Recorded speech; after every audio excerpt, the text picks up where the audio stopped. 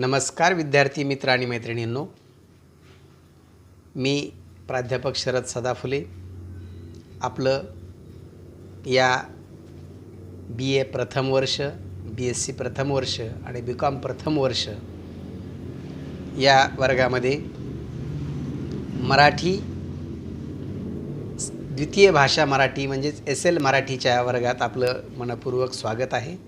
Doctor Babasaheb Ambedkar Marathwada विद्यापीठाच्या मराठीच्या अभ्यासक्रमामध्ये दुसऱ्या सत्राला म्हणजे सेकंड सेमिस्टरला आपल्याला भाग दुसरा म्हणजे आताच नुकतंच आपलं प्रथम सत्र झालेलं आहे, फर्स्ट सेमिस्टर झालेलं आहे आणि आता आपल्याला दुसऱ्या सेमिस्टरमध्ये काही बघायचं आहे, काही कविता आहेत, काही पाठ आहेत आणि काही उपयोजित अशा 3 भागामध्ये आपल्याला आपला हा अभ्यासक्रम आहे।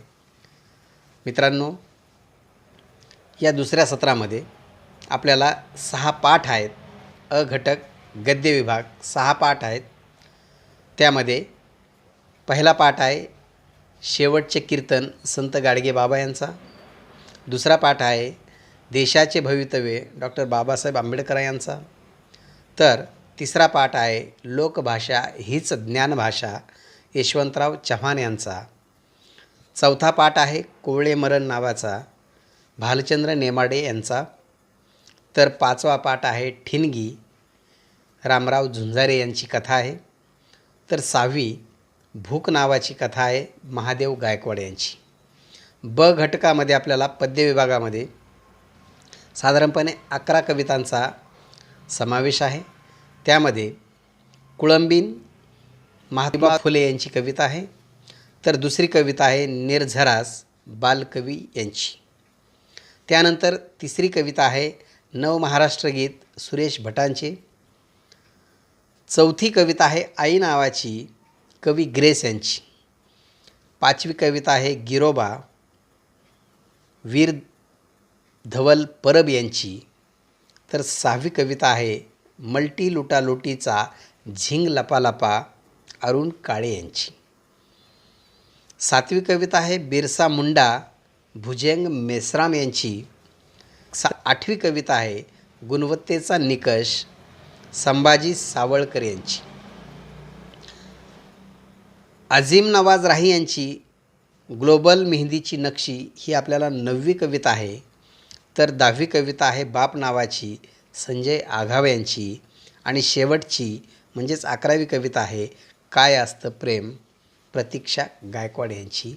यासोबतच आपल्याला उपयोजित मराठीचाही आपल्याला काही भाग बघायचा आहे। तर सर्वप्रथम आपण अ घटक आणि या घटकामधले पहिला जो पाठ आहे आपल्याला संत गाडगेबाबा यांचा शेवटचे कीर्तन नावाचा। शेवटचं कीर्तन हे जे आहे गाडगे महाराजांचं हे खरोखरच शेवटच्या त्यांच्या आयुष्यातील उत्तरार्धातील हे कीर्तन आहे। गाडगेबाबा म्हणजेच महाराष्ट्रातील एक थोर संत। पुरोगामी महाराष्ट्रामध्ये संतांची परंपरा म्हणजे महाराष्ट्र हा संतांची भूमी म्हणून ओळखली जाते। त्यामध्येच संत तुकाराम महाराज असतील, संत नामदेव असतील, संत ज्ञानेश्वर असतील, संत गाडगेबाबा असतील, अशा अनेक संतांची परंपरा आपल्याला महाराष्ट्राला लाभलेली आहे। आणि त्यापैकीच एक संत गाडगेबाबांचा पाठ आपल्याला शेवटचे कीर्तन या नावानं आहे। विद्यार्थी मित्रांनो, आपल्याला कीर्तन, तमाशा, चित्रपट, गीत, कविता ह्या सगळ्या गोष्टींचा आतापर्यंत आपण अभ्यास केलेलाच आहे। कीर्तन ही परंपरा जशी महाराष्ट्रामध्ये आहे, कीर्तन परंपरा ही ग्रामीण भागातील परंपरा आहे। आणि ग्रामीण भागात तत्कालीन परिस्थितीमध्ये आणि आजही प्रबोधनाचं सर्वात प्रभावी माध्यम जर कोणतं असेल तर ते म्हणजे कीर्तन आहे। संत गाडगेबाबा हे अमरावती जिल्ह्यातील शेवगावचे, त्यांचा जन्म तिथं झालेला। त्यांचं मूळ नाव डेबोजी झिंगराजी जानोरकर। पण ते लहानपणापासूनच थोडेसे हटके म्हणजे प्रत्येक व्यक्ती हा वेगळा असतो त्याप्रमाणेच तेही थोडेसे वेगळे। आणि त्यानंतर त्यांना असं दिसू लागलं की समाजामध्ये प्रबोधनाची गरज आहे, शिक्षणाची गरज आहे आणि लोकांना सांगण्याची गरज आहे। आणि त्यांचं लग्न झालेलं असूनसुद्धा त्यांचा संसारात जीव रमला नाही आणि मग त्यांनी गावोगाव जाऊन लोकांमध्ये जाऊन प्रबोधनाला सुरुवात केली आणि त्याचं माध्यम होतं कीर्तन. आता गाडगे महाराज म्हणजेच गाडगे महाराज हे नाव त्यांना का पडलं किंवा गाडगे बाबा हे नाव का पडलं, तर ते आपल्या अंगावर फाटकी वाकळ म्हणजे गोधडी पांघरलेली असायची आणि हातात त्यांच्या गाडगं असायचं. गाडगं म्हणजे पाण्याचा छोटासा माठ, तत्कालीन गाडगं असायचं आणि ते घेऊन ह्या गावाहून त्या गावाला त्यांचा प्रवास सुरू असायचा. आता त्यांचा प्रवास असा असायचा की एकतर त्या काळात पायीच साधनं असायचे, त्यावेळी मोटरसायकल नव्हत्या किंवा कोणतेही आधुनिक साधनं नव्हते, पायी प्रवास असायचा आणि ते ह्या गावाहून त्या गावाला जात असताना ज्या गावाला ते जायचे त्या गावात गेल्याच्यानंतर, गावाच्या जवळ गेल्याच्यानंतर किंवा गावात गेल्याच्यानंतर ते सर्वप्रथम एका घरी जायचे, तिथून ते खराटा घ्यायचे, टोपलं घ्यायचे आणि तिथून ते झाडायला सुरुवात करायचे. ते कुणाला काही म्हणत नव्हते. ते त्या गावात प्रवेश करताच, कारण प्रत्येक तुम्हाला तर माहिती आहे मित्रांनो, प्रत्येक गावात गेल्याच्यानंतर गावाची सुरुवातच आपल्याला दिसते, तर गावाच्या सुरुवातीच्याच भागात आपल्याला सर्वत्र घाण केलेली दिसते. म्हणजेच प्रत्येक पाहुण्यांचं स्वागतच आमच्या गावकरी त्या पद्धतीनं करतात.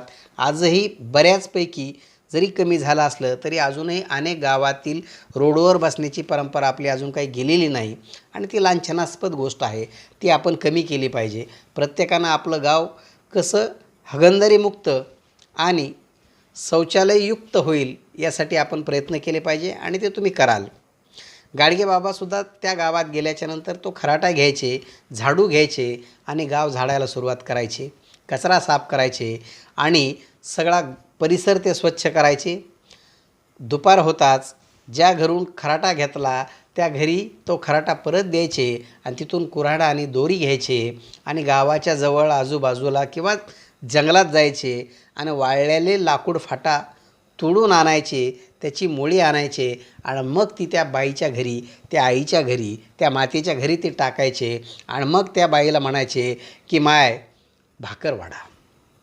मग ती मुळी टाकल्याच्यानंतर ते म्हणजे कष्टाला किती ते महत्त्व देत होते याच्यातून हे दिसून येते, कारण ते कोणाचंही फुकट खात नव्हते.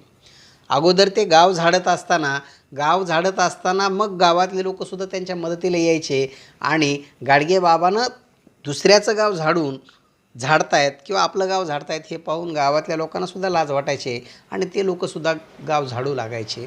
म्हणजेच स्वच्छतेचा मंत्र ते फक्त तोंडानं देत नव्हते, ते फक्त भाषणं करत नव्हते, ते फक्त कीर्तन करत नव्हते, तर ते कृतीतून करत होते. म्हणजेच ते कर्ते सुधारक होते, ते कर्ते समाज प्रबोधनकार होते. ते स्वतः कृती करायचे, आधी केले आणि मग सांगितले आणि तसं करत करतच ते गावातल्या लोकांना संध्याकाळी मंदिराकडं किंवा चावडीकडे येण्याचं सुद्धा निमंत्रण द्यायचे. ज्या घरी ती मुळी टाकायचे त्या बाईकडून, त्या आईकडून, त्या मातेकडून ते 2 भाकरी खायचे, 1 भाकर खायचे. पोट भरल्याच्यानंतर मग संध्याकाळ होताच मंदिरापुढं किंवा चौकात किंवा चावडीपुढं त्यांचं कीर्तन सुरू व्हायचं. आता कीर्तन सुरू व्हायचं तर तत्कालीन परिस्थितीमध्ये ना गावात लाईट असायची, ना साऊंड सिस्टीम असायचे, ना काही असायचे, ना माळकरी, ना टाळकरी, ना विनयकरी, ना पेटी, ना पखवाज, ना टाळ. त्यांच्या कीर्तनाला कुठल्याही प्रकारचा साध किंवा साथीदार असायचे नाही.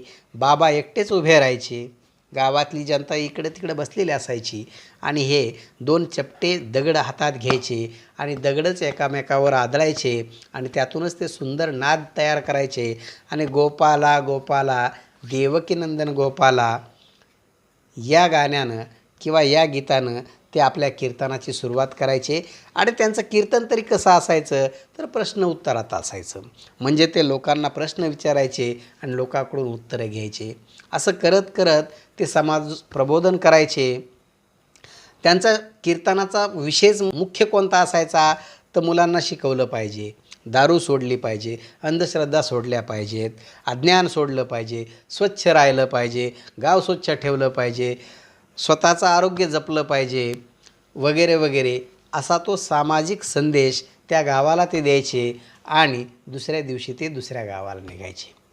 आता हे शेवटचं कीर्तन ज्या ठिकाणी त्यांचं सुरू होतं त्या ठिकाणीसुद्धा ते गावकऱ्यांना, तिथल्या श्रोत्यांना जो आव्हान करत होते किंवा जो संदेश देत होते तो संदेशच हा होता की त्या प्रत्येक कीर्तनात ते गावकऱ्यांना किंवा समोर बसलेल्या प्रेक्षकांना प्रश्न विचारायचे आणि त्यांच्या प्रश्नातूनच ते त्यांचं समाधान करायचे, त्यांना ज्ञान द्यायचे, त्यांना माहिती द्यायचे आणि शिक्षणाचं महत्त्व पटवून द्यायचे.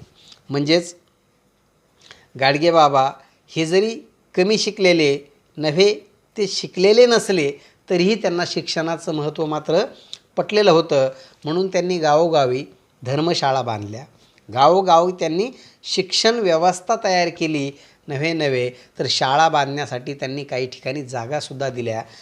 कालांतरानं त्यांनी बाबासाहेबांसोबतसुद्धा काम केलं, कारण शिक्षण हे वाघिणीचं दूध असतं आणि जो तो प्राशन करेल तो गुरगुरल्याशिवाय राहणार नाही, किंवा शिक्षण हेच समाज परिवर्तनाचं सगळ्यात मोठं माध्यम आहे हे त्यावेळीसुद्धा बाबांनी जाणलेलं होतं. आता बाबा प्रश्न काय विचारायचे लोकांना की लोक हो, तुम्ही देव पाहायला आहे का? तर लोक म्हणायचे नाही. म्हणजेच लोकांमध्ये ते प्रश्न यासाठी तयार करायचे किंवा प्रश्न यासाठी विचारायचे की लोकांनी स्वतःहून त्याचे उत्तरं द्यावेत. म्हणजेच ते सांगायचे की ही पृथ्वी जेव्हापासून तयार झाली तेव्हापासून आजपर्यंत कुणीही देव पाहिलेला नाही. आता जर कुणी देव पाहिला असेल तर त्यानं वर हात करावा. आता कुणीच देव पाहिलेला नाही, फक्त आपण देव आहे असं म्हणतो, पण देव आपल्याला प्रत्यक्षात अजून तरी कुणाला दिसलेला नाही. आणि बाबा अशा छोट्या छोट्या गोष्टीतून लोकांचं समाज प्रबोधन करायचे की ते सांगायचे की आत्तापर्यंत कुणी देव पाहिला आहे का? मुंबईच्या ठेसनात कोणाला दिसला आहे का? साताऱ्याच्या ठेसनात कोणाला दिसला आहे का? कोणाला इकडे दिसला आहे का? कोणाला तिकडे दिसला आहे का? देव कुणालाच कुठंच दिसलेला नाही. म्हणजे ना नदीवर देव आहे, ना देवळात देव आहे, ना मंदिरात देव आहे, ना कुठं देव आहे. मग देव कुठं आहे? तर देव माणसात आहे. मग पुन्हा बाबा सांगायचे की अरे लोक हो, चांगलं काम करा, पुण्याचं काम करा, प्राणीमात्रावर दया करा, झाडं लावा, गाव स्वच्छ करा, शिक्षण मुलांना द्या. म्हणजेच हेच खरं तुमचं काय आहे? तर हेच तुमचं देवकार्य आहे आणि यातच देव आहे. देव मंदिरात नाही, देव दगडात नाही. म्हणजेच गाडगे बाबा आपल्या कीर्तनातून देव माणसात आहे हे बिंबवण्याचं काम करायचे. मित्रांनो, आज आपण येथेच थांबूया.